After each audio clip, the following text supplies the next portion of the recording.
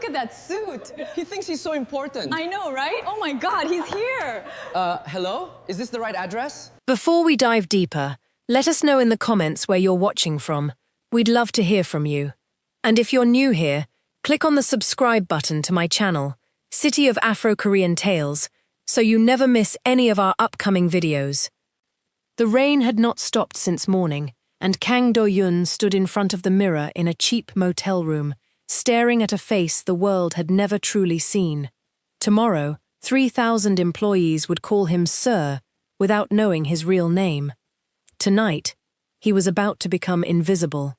He unfolded a faded grey delivery jacket, the kind his own company issued to men who worked 12-hour shifts for barely enough to survive, and he asked himself a question that had kept him awake for weeks. Did the people who built his empire actually respect him, or did they only fear the title on his office door? He was about to find out the truth, and the truth, as he would soon learn, was far heavier than he ever imagined.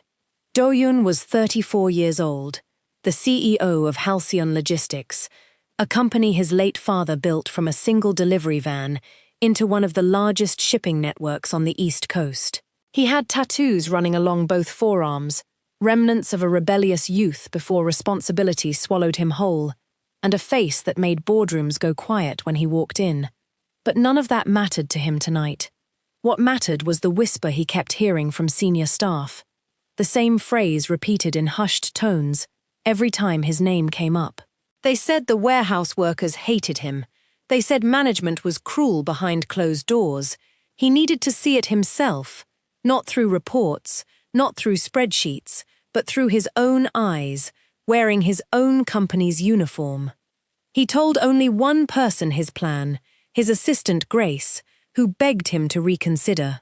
"If something happens to you out there, no one will know it's you," she warned. Do-yoon only smiled and said sometimes a man has to disappear from his own life to understand it. Grace had worked beside his father for nearly 2 decades, and she knew this company better than anyone alive, including Do-yoon himself. She reminded him that his cousin Preston, who sat on the board of directors, had been pushing hard lately for the company to go public, a move that would strip away decades of family control in exchange for faster profit. Do-yoon waved off her concern that night, but the seed of worry she planted would not leave him alone for long. Before we go further, if this story is already pulling at something in you, drop a comment and tell us where in the world you're watching from tonight. Because our family stretches across the United States, France, the Caribbean, Africa, and South Africa, and we love seeing how far this story travels. The next morning, Do-yoon arrived at the Halcyon warehouse in Newark, under the name Danny Park, a fictional new hire with a fabricated employment history Grace had quietly arranged. The building smelled like rubber tires, diesel, and burnt coffee. Workers moved fast, heads down, eyes tired. A floor supervisor named Russell barked orders like a drill sergeant, and Do-yoon immediately noticed something unsettling. Russell singled out an older driver, humiliating him in front of everyone for being 2 minutes late, even though the man's car had broken down in the rain. No one defended him. No one even looked up. It was as if cruelty had become normal, something swallowed daily like bitter medicine nobody questioned anymore. It was there, standing quietly in the corner, with a clipboard he didn't understand how to use, that Do-yoon met her. Her name was Harlow Bennett, 29 years old, tall, curvy, with warm brown skin and a smile that seemed to fight its way through exhaustion just to exist. She was the dispatch coordinator, the person who assigned routes and kept the chaos from swallowing the entire warehouse whole. She noticed him standing lost and confused, and instead of ignoring him like everyone else had learned to do, she walked over. "First day?" she asked gently.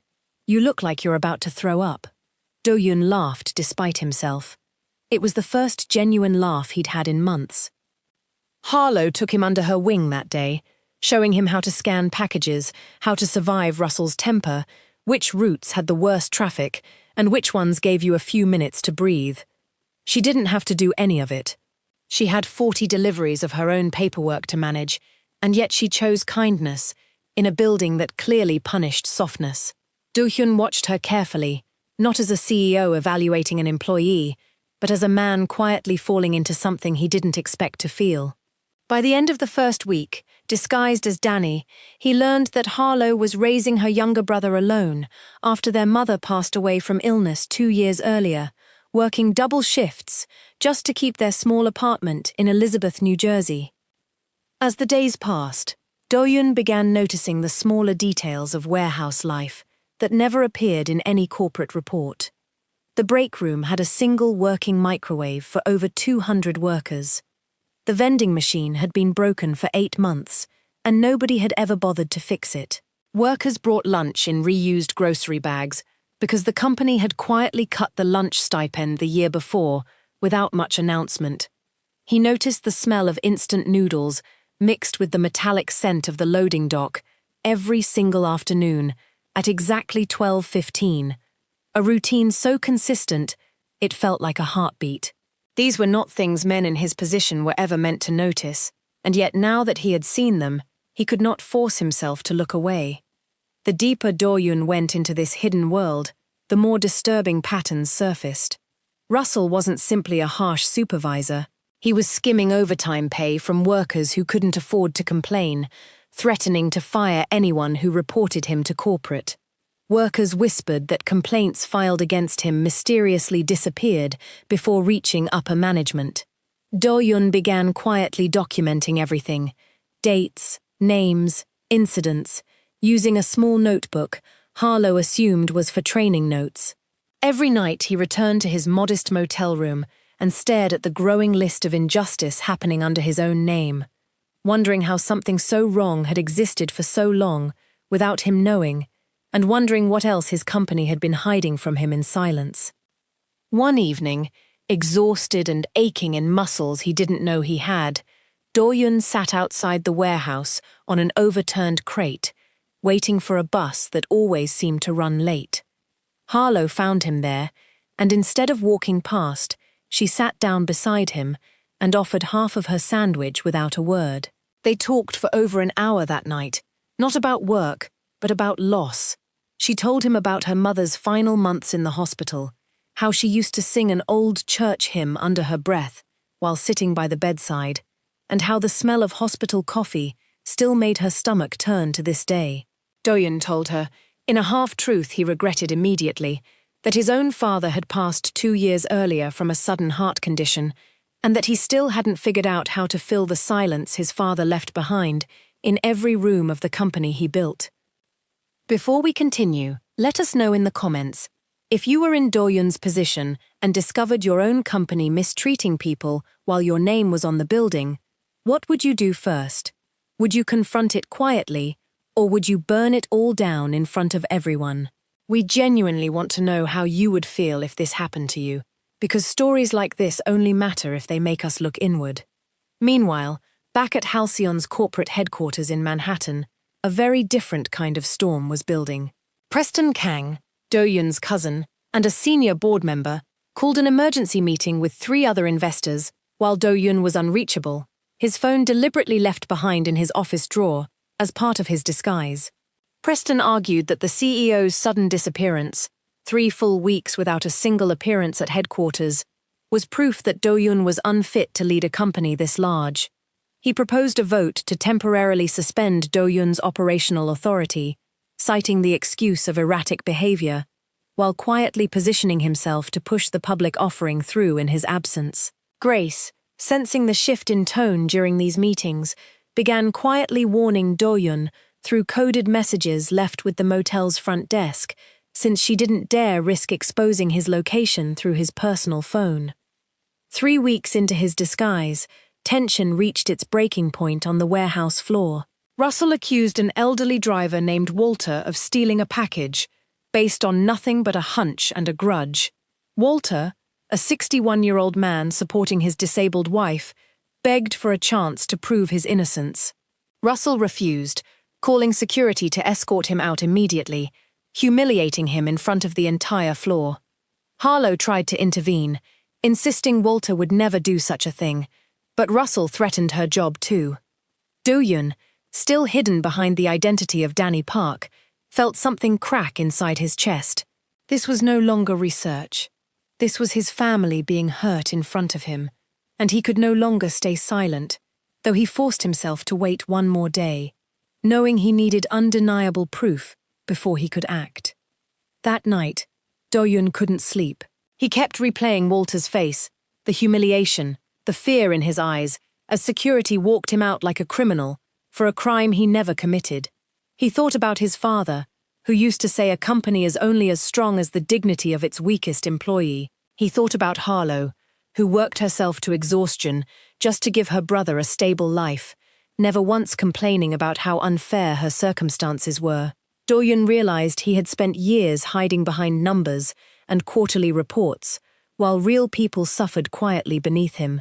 Something had to change, and it had to change immediately, no matter what it cost him personally or professionally, even if it meant losing everything Preston was already quietly trying to take from him. Early the next morning, Do-yun used a payphone outside a gas station to call Grace directly, breaking his own rule of silence. Grace's voice was shaking when she answered. She told him about Preston's emergency vote, scheduled for the following afternoon, and warned him that if he didn't appear at headquarters before then, the board might strip him of his authority entirely under the guise of protecting the company's stability. Do-yun stood in the rain outside that gas station and made a decision that would define the rest of his life. He would finish what he started at the warehouse first, because Walter and Harlow and every worker inside that building deserved the truth before Manhattan ever got a single second of his attention again. The following morning, Do-yun walked into the warehouse still wearing his grey delivery jacket. But this time, he asked Harlow to gather everyone onto the main floor before their shifts began. Confused whispers spread through the room as workers gathered, wondering what a delivery driver could possibly want to announce. Do-yun removed his cap, straightened his shoulders, and spoke in the voice they had never heard him use before, calm, direct, unmistakably in charge. "My name is not Danny," he said. "My name is Kang Do-yun, and I am the CEO of this company." The silence that followed was so heavy you could hear the rain hitting the roof outside.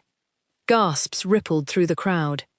Harlow's hand covered her mouth in disbelief, her mind racing back through every conversation, every small kindness she had shown a man she believed was simply new and lost. Russell's face went pale, his confidence collapsing instantly as reality set in.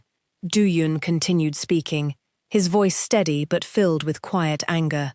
"I have spent 3 weeks watching how this warehouse treats the people who built this company with their hands. I have watched dignity stripped from good workers by someone who was never supposed to have this much power over their lives." He turned toward Russell. "You are terminated, effective immediately, and everything you have stolen from these workers will be returned in full, with interest, starting this week." The room erupted into a mixture of shock, disbelief, and quiet tears. Walter was reinstated immediately, his back pay restored, along with a formal written apology from the company, read aloud in front of every single employee. Do-yun announced sweeping changes on the spot.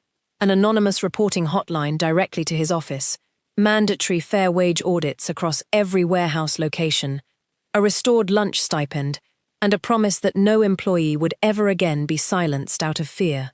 But before he could finish speaking, his phone rang from Grace's private line, and the look on his face told everyone in the room that something much bigger than the warehouse was about to unfold.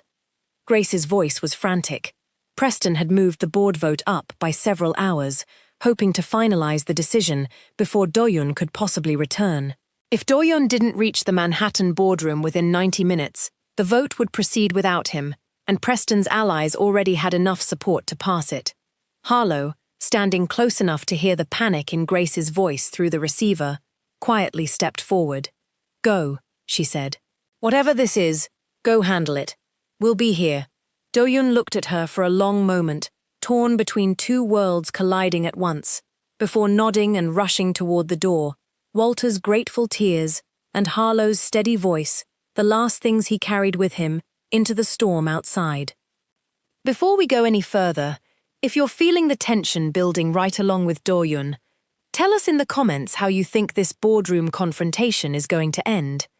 Do you think Preston succeeds, or does the truth catch up to him first? We love reading your predictions, so don't be shy. Let us know exactly what you're thinking right now. Do-yoon arrived at Halcyon's Manhattan headquarters soaked from the rain, still wearing the grey delivery jacket beneath his coat, and walked directly into the boardroom, where 12 members sat around a long glass table. Preston, mid-sentence in his closing argument for the vote, froze the moment the door opened. "You're supposed to be missing," Preston said, unable to hide the shock in his voice.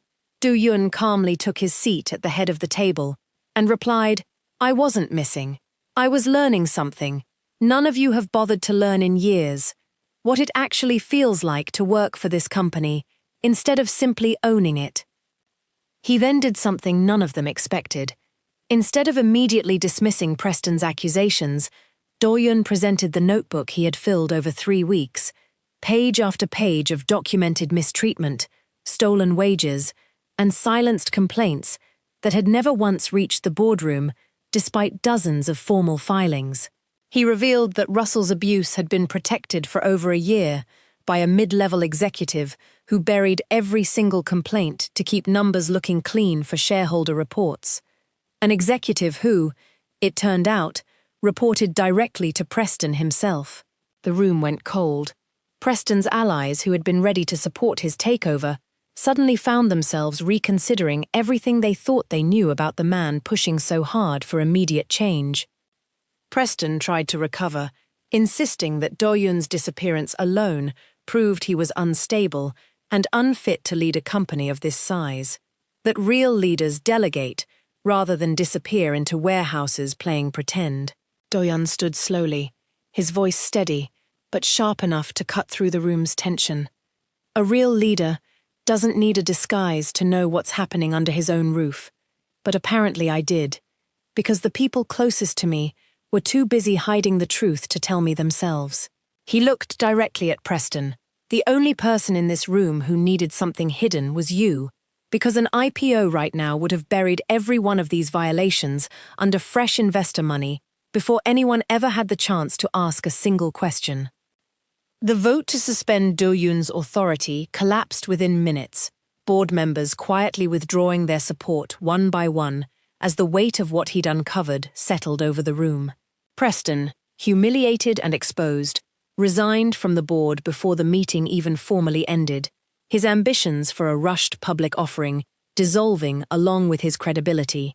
Grace, watching from the doorway with tears she didn't bother hiding, finally exhaled for what felt like the first time in 3 weeks. Do-yoon thanked the remaining board members for their patience, promised full transparency moving forward, and then, without wasting another moment, turned around and walked straight back out into the rain, because there was somewhere else he needed to be, far more than he needed to remain in that boardroom. He returned to the Newark warehouse just as the evening shift was ending, still in his damp coat, searching the crowded floor until he found Harlow helping Walter carry his belongings back to his old locker. She looked up, surprised to see him again so soon. "I thought you'd be buried in board meetings for the rest of the week," she said. Do-yoon shook his head. There wasn't anywhere else worth being tonight. The two of them stood there for a long moment, the noise of the warehouse fading into the background, both of them fully aware that whatever had started between Danny Park and Harlow Bennett hadn't disappeared the moment his real name came out. If anything, it had only grown heavier, more real, harder to ignore. In the weeks that followed, Do-yoon made good on every promise he made that morning on the warehouse floor. The anonymous hotline received over 200 reports in its first month alone, most of them minor concerns quickly resolved, but a handful revealing deeper issues at 2 other Halcyon locations that were addressed just as swiftly. Walter's story spread through the company, becoming a quiet symbol of what accountability actually looked like when it came from the very top. Harlow, promoted to regional operations manager, exactly as promised, threw herself into the new role with a determination that impressed even senior executives who had doubted whether someone from the warehouse floor could handle corporate responsibility. She could, and she did, brilliantly. But not everything was easy. Word spread quickly among Halcyon's senior staff that their CEO had personally worked as a warehouse driver for 3 weeks, and reactions were mixed. Some executives admired the courage it took, while others privately worried it set a dangerous precedent, questioning whether a man willing to disappear without warning could truly be trusted with the company's long-term stability. Do-yoon faced pointed questions from remaining board members, uncomfortable meetings where he had to defend not just his methods, but his judgment as a leader.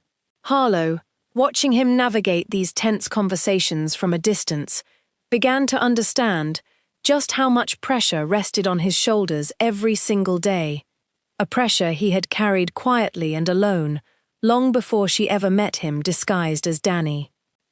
One evening, months into the changes, Harlow found Do-yoon alone in his Manhattan office long after everyone else had gone home, staring blankly at a photograph of his father on the wall.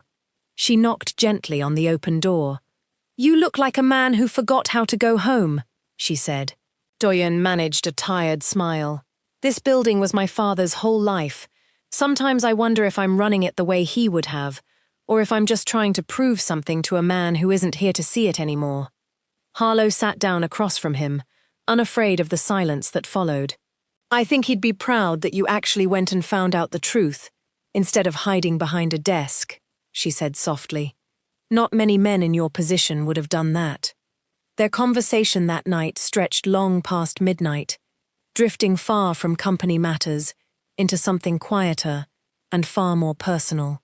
Do-yoon finally admitted the guilt he carried, that a small dishonest comment he had made weeks earlier about his father's passing still weighed on him, since his father was in fact very much alive, retired, and living quietly upstate, and that the fabricated story had simply slipped out in a moment of genuine emotional connection he hadn't expected to feel. Harlow, rather than feeling betrayed, found herself oddly relieved. "At least that means we get more time with him," she said, only half joking. Do-yoon laughed for the first time in what felt like weeks, and something between them settled into place that night, easier and more honest than either of them had allowed themselves to admit before. Before we continue, tell us honestly in the comments, if someone you were falling for told you a small lie, in the middle of an emotional moment like this, would you be able to forgive it the way Harlow did? We want to know how you would feel if you were standing in her shoes that night, in that quiet office. 6 months later, Halcyon Logistics had transformed into a company workers spoke about with pride instead of fear. Walter retired with dignity soon after, surrounded by co-workers who had become his second family. His final days at the warehouse marked by a small celebration Harlow organized herself, complete with a handwritten card signed by nearly every employee on the floor. Harlow thrived in her new role, finally able to move her brother into a better school district, no longer drowning under the weight of survival alone, her days filled with responsibility instead of desperation for the very first time in years. Russell, meanwhile, faced formal legal consequences for the wages he had stolen, a quiet but firm reminder that accountability at Halcyon no longer stopped at the warehouse door. Preston, humbled by his very public fall from the board, eventually reached out to Do-yoon privately, admitting that ambition had blinded him to the kind of leadership their family's company actually needed. Do-yoon, though still cautious, extended a small olive branch, allowing Preston limited involvement in a community outreach initiative funded entirely by the company, a chance at redemption built slowly through action rather than empty words. It wasn't forgiveness in the traditional sense, but it was a start, and sometimes a start is the only honest place 2 broken relationships can begin to heal from. And every evening, after the trucks were parked and the warehouse doors were locked, Do-yoon would find himself lingering a little longer near dispatch, finding reasons to ask Harlow's opinion on decisions that technically didn't need her input at all. Both of them slowly realizing that what began as a disguise had somehow uncovered something painfully real. On the 1-year anniversary of the day Danny Park first walked through those warehouse doors, Do-yoon returned once more, not in a suit, but in the same grey jacket he wore that very first week. He found Harlow exactly where he always did, standing near dispatch with a clipboard in hand. And this time, in front of the entire evening shift, he asked her something far more personal than a work assignment.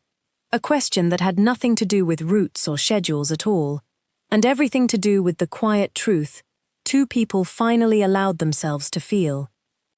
If this story moved you tonight, please like this video. It truly means everything to me and helps me keep telling stories like this one. Please subscribe to City of Afro-Korean Tales and make sure your notification bell is personalized so you never miss a new story the moment we drop it. Comment below and tell us where you're watching from tonight. We have viewers all across the United States, France, the Caribbean, Africa, and South Africa. And we would love to know what part of this story touched you the most, and whether you think Do-yoon and Harlow's story deserves a part 2. We have wonderful new stories coming very soon, mind-blowing stories with upgraded visuals, because this channel is undergoing a massive upgrade to give you the quality you truly deserve. Thank you so much for supporting me, wherever you are watching from tonight, and may the good Lord bless you all.